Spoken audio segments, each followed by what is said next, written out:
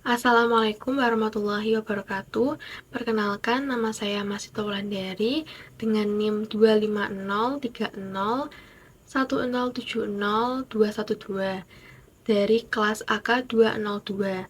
Di sini saya akan menyajikan video monolog dengan tema Pancasila dalam kehidupan saya dan masa depan Indonesia sebagai pemenuhan tugas UTS mata kuliah Pendidikan Pancasila yang diampu oleh Pak Reva Mahendra, Eskom MIKOM.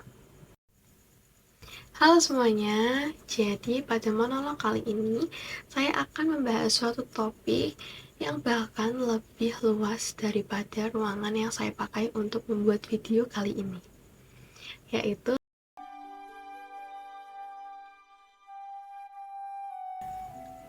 saya yakin setidaknya kalian pasti pernah mendengar kata Pancasila, walaupun belum tahu secara pasti apa itu Pancasila. Seperti yang telah diajarkan oleh guru kita waktu SD atau SMP, kalau Pancasila adalah suatu kata yang terdiri dari kata panca dan juga sila, yang berarti 5 dasar.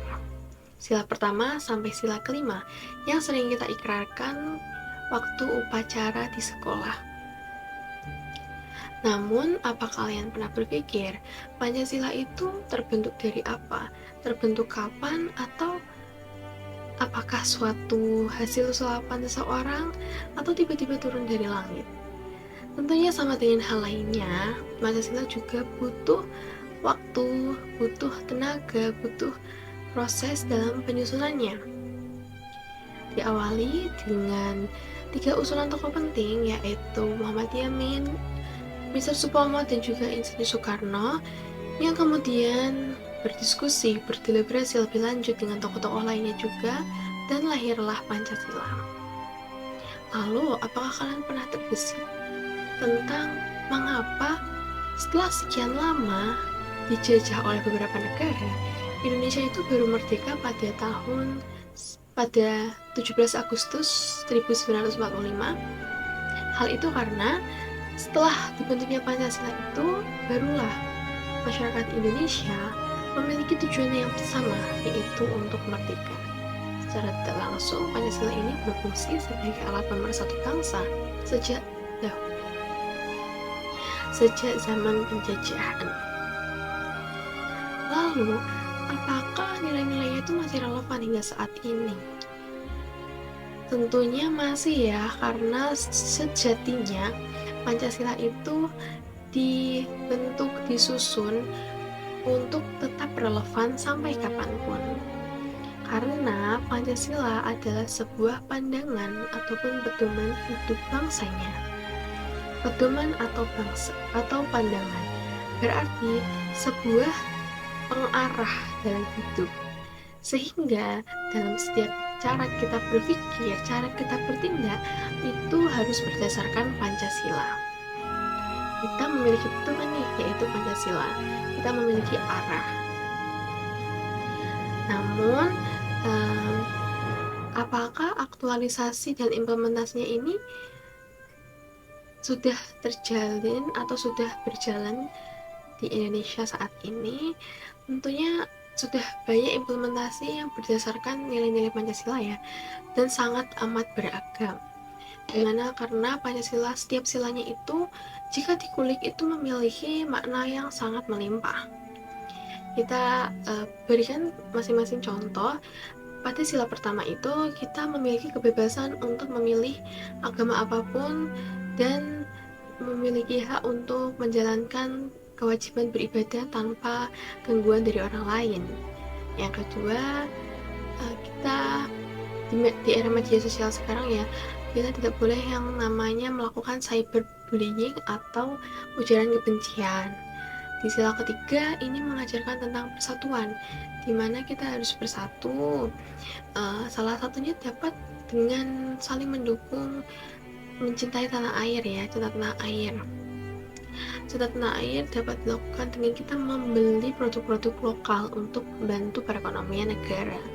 Sila keempat biasanya mengenai nilai demokrasi, sehingga setiap 5 tahun sekali kita mengadakan pemilu untuk mendapatkan mufakat, kita melakukan musyawarah. Dan yang laki lemah itu biasanya dengan nilai-nilai yang keadilan, itu ada kita melakukan gotong royong, kerja bakti, dan itulah contoh-contoh implementasi sederhana yang ada dalam kehidupan sehari-hari. Namun memang melihat fakta di lapangan itu masih banyak yang implementasi kehidupan sehari-hari itu belum sesuai dengan nilai-nilai Pancasila, karena hal itu dipengaruhi karena Pancasila itu belum seutuhnya dijadikan falsafah negara, belum dijadikan nilai-nilai ataupun pandangan hidup tadi ya. Terlebih dengan pengaruh dari arus globalisasi dan perkembangan ilmu teknologi komunikasi yang sangat pesat. Ini membuat kebudayaan lalu ideologi asing itu juga ikut terbawa ke Indonesia, ikut mempengaruhi pemikiran masyarakat Indonesia. Seharusnya Pancasila di sini itu dijadikan sebagai penyaring atau filter agar kita tidak salah memilih perkembangan yang ada. Kita tidak dilarang untuk menerapkan atau mengikuti suatu perkembangan, tetapi kita harus tetap mengedepankan perkembangan-perkembangan yang berlandaskan dengan nilai Pancasila, sehingga tidak menyimpang atau bertolak belakang. Lalu kita juga perlu mengingat jika Pancasila itu adalah sebuah dasar negara dan juga ideologi bangsa, di mana ideologi itu sebagai pemikiran ya. Kita harus selalu berpikir berlandaskan Pancasila. Sedangkan dasar negara itu ibaratnya sebagai Pancasila itu adalah akar sebuah pohon itu kan menentukan bagaimana pohon itu akan berdiri, apakah kokoh ataupun tumbang. Kalau seluruh masyarakat Indonesia itu menjadikan Pancasila sebagai dasar negara, sebagai akar bangsa Indonesia, maka ini akan membuat bangsa Indonesia juga itu berdiri dengan kokoh dan dapat berkembang dengan baik. Bahkan segala peraturan yang ada di Indonesia juga itu harus berlandaskan Pancasila. Maka sesuatu hal yang sederhana seperti tindakan kita sehari-hari itu juga harus berdasarkan Pancasila. Sebagai pemungkas, kita dapat merefleksikan diri dengan keadaan saat ini, di mana kita bisa melihat bahwa kondisi negara itu sedang tidak baik-baik saja. Banyak permasalahan yang datang tiap hari itu semakin banyak. Setiap hari selalu ada permasalahan baru, bahwa kita merasa Indonesia banyak sekali masalahnya, banyak sekali masalah yang datang bertubi-tubi. Namun, saya percaya hal ini dapat teratasi jika kita bekerja sama dan melakukan segala sesuatu itu berlandaskan Pancasila. Pasti segala permasalahan yang ada ini dapat teratasi. Sehingga harapan saya ke depannya, Pancasila itu bukan hanya dijadikan sebuah hafalan saja, tetapi terus dipelajari dan dimaknai, diimplementasikan dalam kehidupan sehari-hari sehingga dapat menjadi jiwa yang melekat.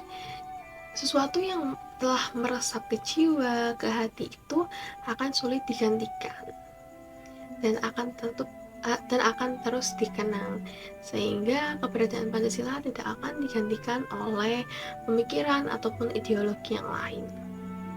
Karena Pancasila adalah ciri khas suatu bangsa Indonesia. Hanya bangsa Indonesia yang memiliki Pancasila. Jadi kita harus melestarikan dan terus menjaga eksistensinya. Sekian dari saya, kurang lebihnya saya mohon maaf. Wassalamualaikum warahmatullahi wabarakatuh.